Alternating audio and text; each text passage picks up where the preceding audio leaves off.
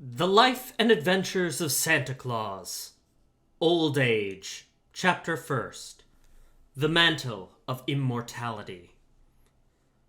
And now, we come to a turning point in the career of Santa Claus, and it is my duty to relate the most remarkable circumstance that has happened since the world began or mankind was created. We have followed the life of Claus from the time he was found a helpless infant by the wood nymph Necile and reared to manhood in the great forest of Berzy. And we know how he began to make toys for children, and how, with the assistance and goodwill of the Immortals, he was able to distribute them to the little ones throughout the world. For many years he carried on this noble work, for the simple, hard-working life he led gave him perfect health and strength. And doubtless a man can live longer in the beautiful Laughing Valley, where there are no cares and everything is peaceful and merry, than in any other part of the world. But when many years had rolled away, Santa Claus grew old. The long beard of golden brown that once covered his cheeks and chin gradually became gray, and finally turned to pure white. His hair was white too, and there were wrinkles in the corner of his eyes, which showed plainly when he laughed. He had never been a very tall man, and now he became fat and waddled very much like a duck when he walked. But in spite of these things, he remained as lively as ever, and was just as jolly and gay, and his kind eyes sparkled as brightly as they did that first day when he came to the Laughing Valley. Yet a time is sure to come when every mortal who has grown old and lived his life is required to leave this world for another. So it is no wonder that, after Santa Claus had driven his reindeer on many and many a Christmas Eve, those staunch friends finally whispered among themselves that they had probably drawn his sledge for the last time. Then all of the forest of Berzy became sad, and all the Laughing Valley was hushed, for every living thing that had known Claus had used to love him and to brighten at the sound of his footsteps or to the notes of his merry whistle. No doubt the old man's strength was at last exhausted, for he made no more toys, but lay in his bed as in a dream. The nymph Necile, she who had reared him and had been his foster mother, was still youthful and strong and beautiful, and it seemed to her but a short time since this aged, gray-bearded man had lain in her arms and smiled on her with his innocent baby lips.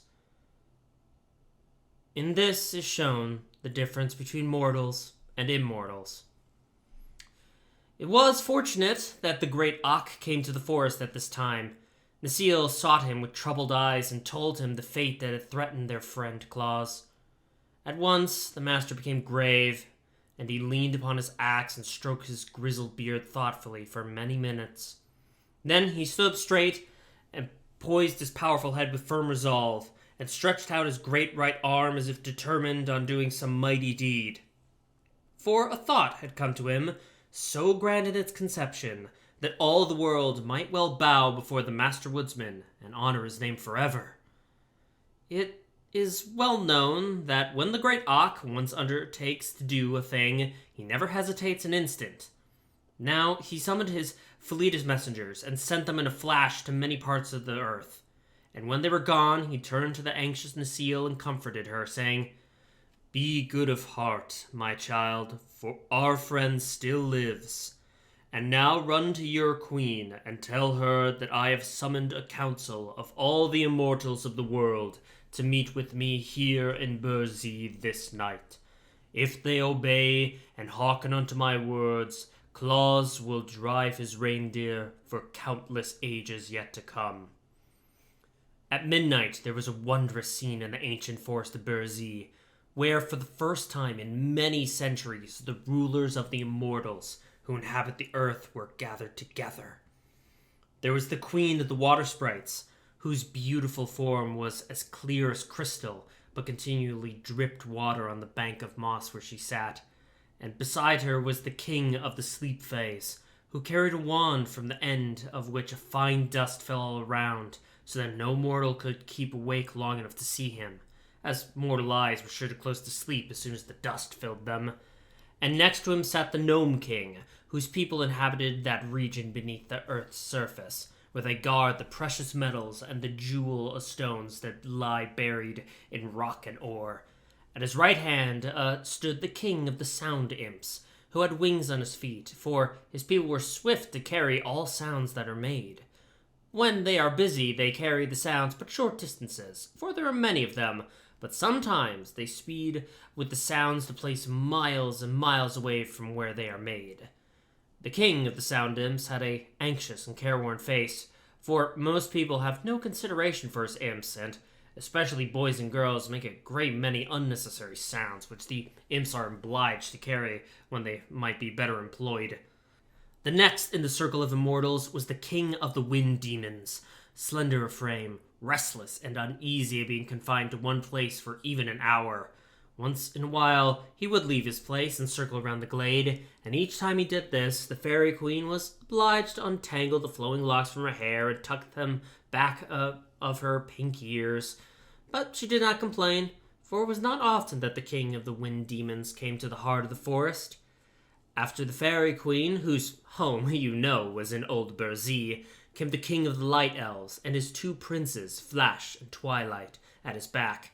He never went anywhere without his princes, for they were so mischievous he dared not let them wander alone. Prince Flash bore a lightning bolt in his right hand and a horn of gunpowder in his left, and his bright eyes roved constantly round as if he longed to use his blinding flashes. Prince Twilight held a great snuffer in one hand and a big black cloak in the other, and it is well known that unless Twilight is carefully watched, the snuffers or the cloak will throw everything at the darkness, and darkness is the greatest enemy the king of the light elves has.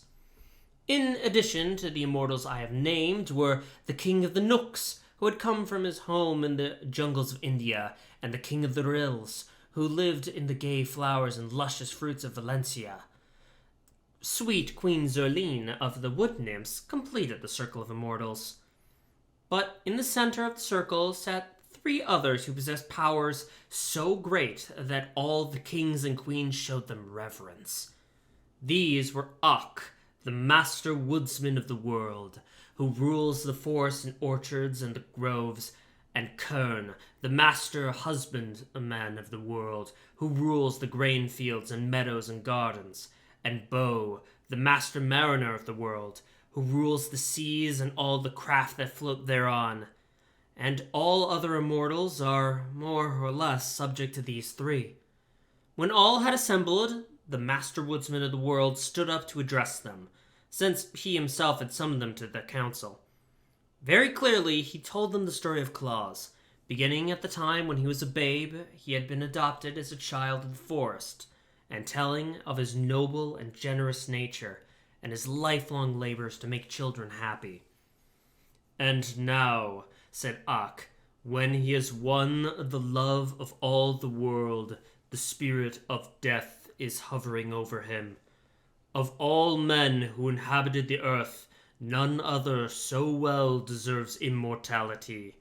For such a life cannot be spared so long as there are children of mankind to miss him and grieve over his loss.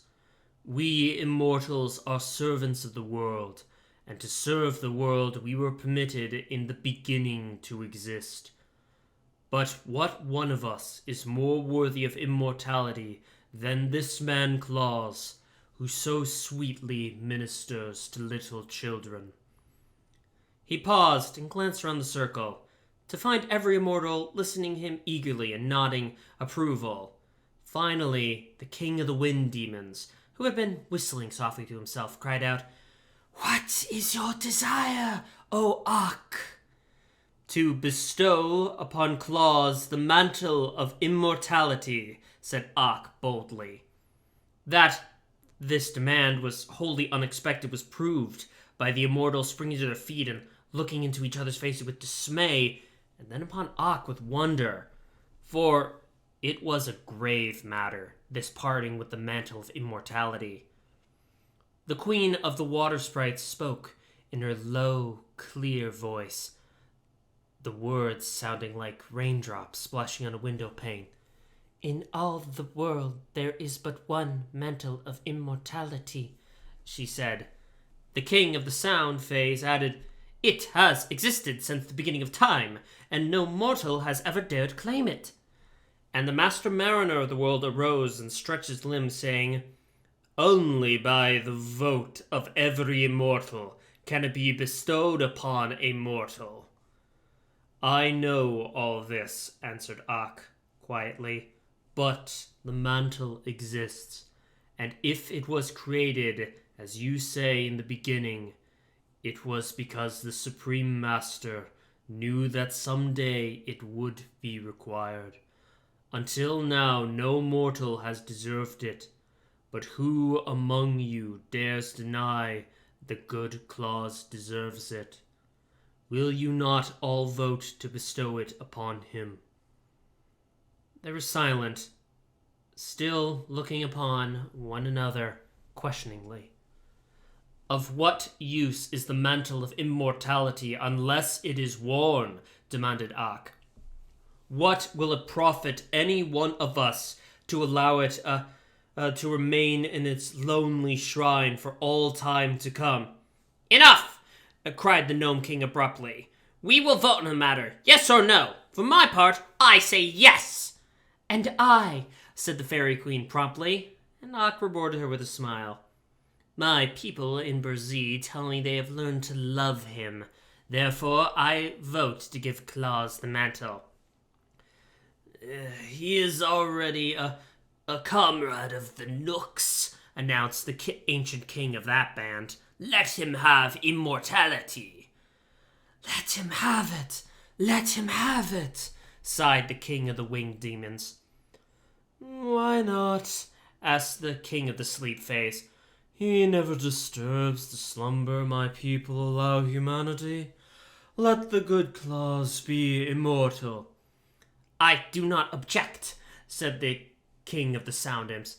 "Nor I," murmured the queen of the Water Sprites. "If Claus does not receive the mantle, it is clear none other can ever claim it," remarked the king of the Light Elves. "So let us have done with the thing for all time." "The wood nymphs were the first to adopt him," said Queen Zerline. "Of course I shall vote to make him immortal." Ak now turned to the Master Husband of the World, who held up his right arm and said, "Yes." And the Master Mariner of the World did likewise, after which Ak, with sparkling eyes and smiling face, cried out, "I thank you, fellow immortals, for all have voted yes, and so our dear Claus shall fall the one mantle of immortality that it is in our power to bestow."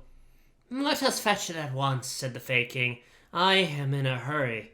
They bowed assent, and instantly the forest glade was deserted. But in a place midway between the earth and the sky was suspended a gleaming crypt of gold and platinum, aglow with soft lights shed from the facets of countless gems. Within a high dome hung the precious mantle of immortality, and each immortal placed a hand on the hem of the splendid robe and said, as with one voice, "We bestow this mantle upon Claus, who is called the patron saint of children." At this, the mantle came away from its lofty crypt, and they carried it to the house in the Laughing Valley. The spirit of death was crouching very near to the bedside of Claus, and as the immortals approached, she sprang up and motioned them back with an angry gesture.